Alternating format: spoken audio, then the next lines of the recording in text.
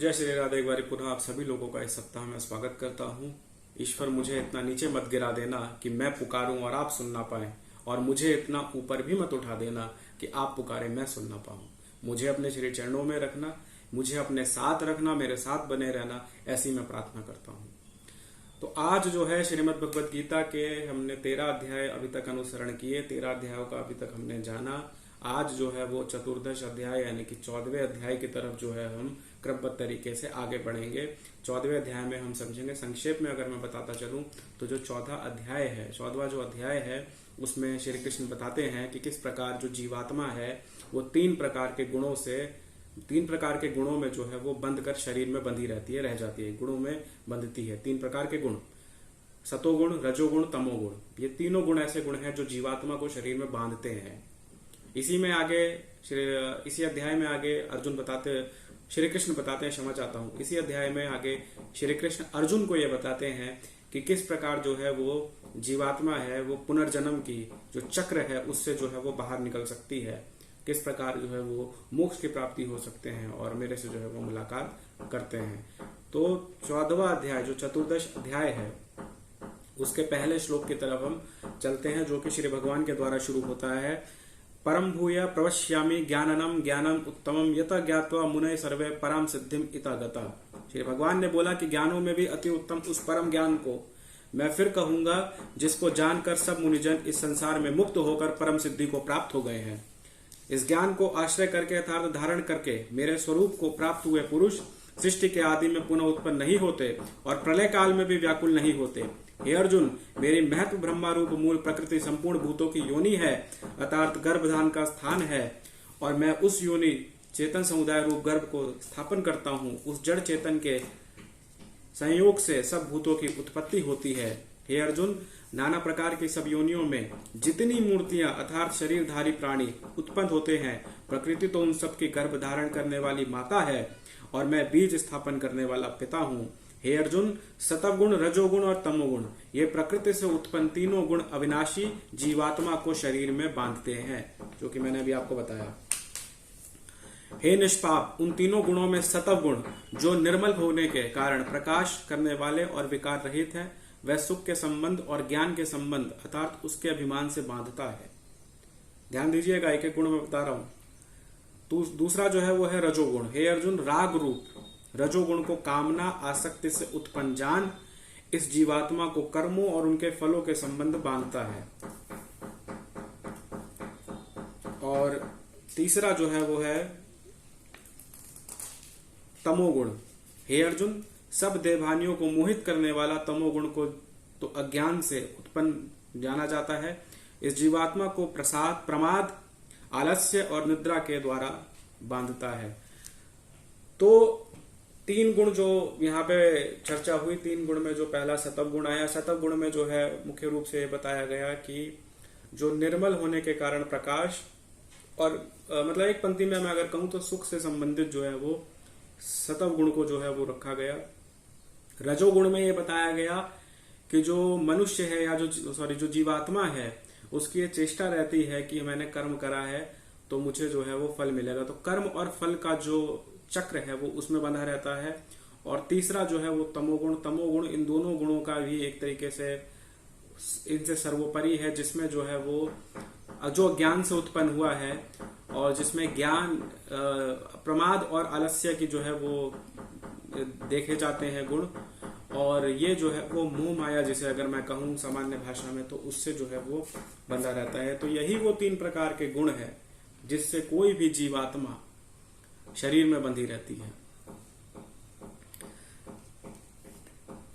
हाँ, तो आगे चलते हैं। आगे कहते हैं श्री भगवान की, हे अर्जुन, सतव गुण सुख में लगाता है, रजोगुण कर्म में लगाता है और तमोगुण तो ज्ञान के ढककर प्रमाद में लगाता है। देखिए ये एकदम सटीक है। तीनों गुणों को जो है वो एक एक पंक्ति में एक एक शब्द में समझते हैं। कैसे कहते हैं? श्री भगवान कहते हैं कि सतव गुण जो है वो सुख में लगाता है, रजोगुण जो है वो कर्म में लगाता है और तमोगुण जो है वो ज्ञान को ढककर प्रमाद में लगाता है या आलस्य में लगाता है। आलस्य का यहाँ पे मतलब ये नहीं है कि सोने से मतलब नहीं है कि दिन भर सोए रहते हैं, उससे मतलब नहीं है। हर चीज से जो है वो इसमें लगाया गया आलस्य को। तो यही वो 3 गुण हैं जिससे कोई भी आत्मा शरीर में बंधी रहती है। सतवगुण जो कि सुख में लगाता है, रजोगुण जो कर्म में लगाता है, और तमोगुण जो है वो ज्ञान को ढककर प्रमाद में लगाता है। ये 3 गुण हैं। आगे चलते हैं। हे अर्जुन, रजोगुण और तमोगुण को दबाकर सतवगुण और तमोगुण को दबाकर रजोगुण, वैसे ही सतवगुण और रजोगुण को दबाकर तमोगुण होता है अर्थात बढ़ता है। जिस समय इस देह में तथा अंतःकरण इंद्रियों में चेतनता और विवेक शक्ति उत्पन्न होती है, उस समय ऐसा जानना चाहिए कि सतवगुण बढ़ा है। ये देखिए, ये भी बताया गया कि कैसे पता चलेगा कि सतवगुण जो है वो बढ़ रहा है। आगे कहते हैं कि हे अर्जुन, रजोगुण के बढ़ने लोभ, प्रवृत्ति, स्वार्थ बुद्धि, कर्मों का सकाम भाव से आरंभ, अशांति, विषय योग, विषय भोगों की लालसा, ये सब उत्पन्न होते हैं रजोगुण में। और हे अर्जुन, तमोगुण के बढ़ने पर अंतःकरण इंद्रियों में अप्रकाश, कर्तव्य कर्मों में अप्रवृत्ति, प्रमाद अर्थात व्यर्थ चेष्टा, निद्रा आदि, अंतःकरण की मोहिनी वृत्तियां, ये सब ही जो है वो उत्पन्न होती है। जब यह मनुष्य सतवगुण की वृद्धि में मृत्यु को प्राप्त होता है, तब तो उत्तम कर्म करने वालों के निर्मल दिव्य स्वर्ग आदि लोगों को प्राप्त होता है। रजोगुण के बढ़ने पर मृत्यु को प्राप्त होकर कर्मों की आसक्ति वाले मनुष्य में उत्पन्न होता है, तथा तमोगुण के बढ़ने पर मरा हुआ मनुष्य कीट, पशु आदि मूढ़ योनियों में उत्पन्न होता है। अब यहाँ पे एक ये समझना बहुत ही जो है वो बेहद जरूरी है कि किस प्रकार इन तीनों योनियों में, अलग अलग योनियों पे मरने पर, अलग अलग योनियों के मृत्यु होने पर किस चीज को जो है वो व्यक्ति प्राप्त होता है, किस प्रकार की चेष्टा रहती है, वो देखिए, वो मैं आपको जो है वो दोबारा से जो है वो बताना चाहूंगा। वो कहते हैं इसमें कि रजोगुण के बढ़ने पर लोभ, प्रवृत्तियां, स्वार्थ बुद्धि, कर्मों का सकाम भाव से आरंभ होता है। तमोगुण के बढ़ने पर इंद्रियों में अप्रकाश, कर्तव्य कर्मों में अप्रवृत्ति होती है। जब ये मनुष्य सतव गुण की वृद्धि में, अब समझिए पहला बताया जा रहा है, जब ये मनुष्य सतव गुण की वृद्धि में मृत्यु को प्राप्त होता है, तब तो उत्तम कर्म करने वालों के निर्मल दिव्य स्वर्ग आदि लोगों को प्राप्त होता है। सतव गुण में अगर कोई व्यक्ति सतव गुण की चेष्टा करने पे या सतव गुण की योनि में अगर कोई वृद्धि में अगर कोई किसी व्यक्ति की मृत्यु होती है, तो वो जो है उत्तम कर्म करने वालों के निर्मल दिव्य स्वर्ग आदि लोगों को जो है वो प्राप्त होता है। रजोगुण के बढ़ने पर मृत्यु को प्राप्त कर्मों की आसक्ति वाला मनुष्य में उत्पन्न होता है। तमोगुण के बढ़ने पर मरा हुआ जो मनुष्य होता है, जो तमोगुण के बढ़ने पर मरा हुआ जो मनुष्य है, वो कीट, पशु आदि मूढ़ योनियों में उत्पन्न होता है।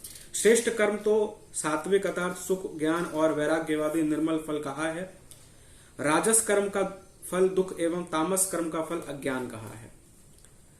सतव गुण से ज्ञान उत्पन्न होता है, रजोगुण से निसंदेह लोभ और तमोगुण से प्रमाद और मोह उत्पन्न होते हैं और अज्ञान भी होता है। ये जो है वो बताया है श्री भगवान ने। आगे कहते हैं कि सतव गुण में स्थित पुरुष स्वर्ग आदि उच्च लोकों का होता है। रजोगुण में स्थित राजस पुरुष मध्य अर्थात मनुष्य लोक में ही रहते हैं। तमोगुण के कार्य रूप निद्रा, प्रमाद और आलस्य आदि स्थित तमाम पुरुष, तामस पुरुष आदि अधोगी गति अर्थात कीट, पशु आदि नीच योनियों को, नरकों को प्राप्त होते हैं। जिस समय दृष्टा तीनों गुणों के अतिरिक्त अन्य किसी को करता नहीं देखता, तीनों गुणों से अत्यंत परे सच्चिदानंद पूर्व परमात्मा को तत्व से जानता है, उस समय मेरे स्वरूप को प्राप्त होता है। आगे कहते हैं कि यह पुरुष शरीर की उत्पत्ति के कारण इन तीनों गुणों की उल्लंघन करने पर जन्म, मृत्यु, वृद्धावस्था और सब प्रकार के दुखों से मुक्त होकर परमानंद को प्राप्त होता है। और इस पे अभी ये जो बातें थी, ये तो श्री भगवान ने कहा था। आगे जो है वो अर्जुन इस पे कहते हैं कि इन तीनों गुणों में अतीत पुरुष किन किन लक्षणों में युक्त होता है और किस किस प्रकार के आचरण वाला होता है, तथा हे प्रभु, मनुष्य किस उपाय से इन तीनों गुणों से अतीत होता है। इस पे श्री भगवान कहते हैं कि हे अर्जुन, जो पुरुष सतव गुण के कार्य रूप प्रकाश को और रजोगुण के कार्य रूप प्रवृत्ति को तथा तमोगुण के कार्य रूप मोह को भी ना तो प्रवृत्त होने पर उनको देश करता है और ना निवृत्त होने पर उनकी आकांक्षा करता है, जो साक्षी के सदृश स्थित हुआ गुणों द्वारा विचलित नहीं किया जा सकता और गुणों के गुणों में बढ़ते हैं ऐसा समझता हुआ सच्चिदानंद परमात्मा में एक ही भाव से स्थित रहता है, उसी स्थिति में कभी विचलित नहीं होता। जो निरंतर आत्मभाव में स्थित, दुख सुख को समान समझने वाला, मिट्टी, पत्थर और स्वर्ण में समान भावना वाला, ज्ञानी प्रिय अप्रिय को एक सा मानने वाला, अपनी निंदा स्तुति में समान भाव वाला, जो मान और अपमान में सम है, मित्र और वैरी के पक्ष में भी सम है, एवं संपूर्ण आरंभों में कर्तापन के अभिमान से रहित है, वह पुरुष गुणातीत कहा जाता है।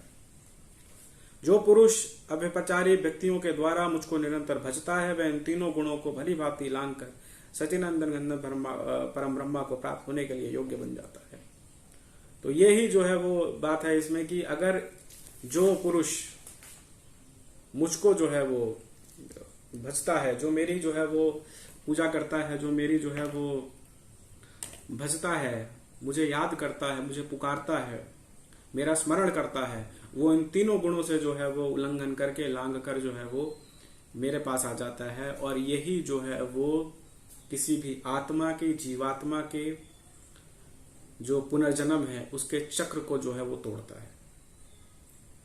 यही मोक्ष है, इसी को मोक्ष कहा जाता है। और यही है पुनर्जन्म की चक्र से बाहर निकलना। जन्म मृत्यु, जन्म मृत्यु, मृत्यु जन्म, जन्म मृत्यु, ये चलता रहेगा। इससे निकलने का जो उपाय है वो यही है। और अंतिम जो श्लोक है वो हम यहाँ पे पढ़ लेते हैं, अंतिम श्लोक भी खत्म कर देते हैं साथ में।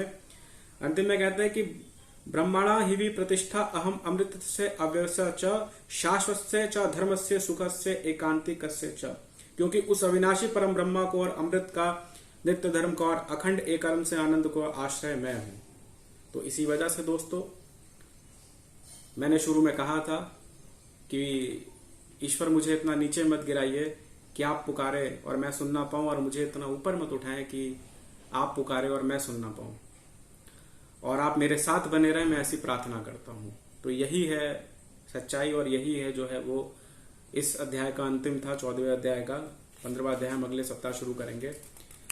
जीवात्मा जो है वो 3 प्रकार के गुणों से बंधी रहती है। अगर संक्षेप में बात करें इस अध्याय की, इन तीनों गुणों से अगर बाहर निकलना है तो ईश्वर का जो है वो स्मरण करें, ईश्वर को जो है वो याद करें, श्री भगवान के चरणों में रहें, और तभी जो है हम इस जो चक्र है पुनर्जन्म का, जन्म मृत्यु मृत्यु जन्म का, इससे हम बाहर निकल के जो है वो मोक्ष या जो है वो ब्रह्मा को जो है वो प्राप्त हो जाएंगे, उनके चरणों में चले जाएंगे। तो यही जो है वो सच्चाई है। तो मैं आपसे मिलूंगा अगले सप्ताह 15वें अध्याय के संग। तब तक के लिए अपना ध्यान रखिए, मुस्कुराते रहिए, चैनल को देखते रहिए। जय श्री राधे। जिन लोगों ने अभी तक सब्सक्राइब नहीं करा वो सब्सक्राइब कर ले, ताकि श्रीमद् भगवद गीता की इस यात्रा में हमारे साथ बने रहें।